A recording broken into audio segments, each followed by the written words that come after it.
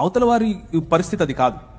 అవతల వారి పరిస్థితి ఏమిటి అని అంటే, ఎవరైతే దేవుళ్ళుగా, ఎవరైతే దేవతలుగా తమను తాము ఆ పుస్తకాలలో ప్రకటించుకున్నారో వారు మిగిలిన వారిని మోసముతోనూ, సెక్షువల్ అల్యూర్మెంట్ అంటే లైంగిక ఆకర్షణతోనూ, వయలెన్స్తోనూ, రేప్తోనూ, స్వయంగా పిల్లలను సొంత పిల్లలతో శారీరకేచ్ఛలు తీర్చుకోవటంతోనూ దేవుళ్ళు ఆ పని చేసినట్లుగా వారి పుస్తకాలు చెప్తున్నాయి.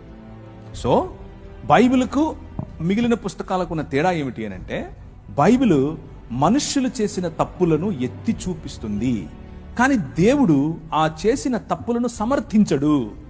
సమర్థించకుండా వారిని సరైన మార్గంలో పెట్టడం కోసం తన కుమారుడైనటువంటి యేసు క్రీస్తును పంపాడు. కానీ మిగిలిన పుస్తకాలు అలా కాదు. మిగిలిన పుస్తకాలు ఆ దేవుళ్ళు చేసేది ఒక పెద్ద ఘనకార్యం అన్నట్లు. ఒక ఆయన 16,000 మంది అయితే, ఇంకొక ఆయన 3 అంటే, ఇంకొక ఆయన 10 మంది అంటే, ఇంకొక ఆమె 5 మంది మొగుళ్ళు వేసుకుంటే ఎన్ని తిరుగుతూ ఉంటారు. ఇది అప్రూవ్డ్ బై గాడ్. వాళ్ళకి ఇది సనాతన ధర్మం అంటే ఇదే అని చెప్తారు. అది సమస్య. అక్కడికి ఇక్కడికి తేడా కనిపిస్తుందా? ఇది తప్పు అని బైబిల్ చెప్తుంది, అలా చెయ్యొద్దు అని బైబిల్ చెప్తుంది. సనాతన ధర్మం అంటేనే ఇది అని ఇది చెప్తుంది.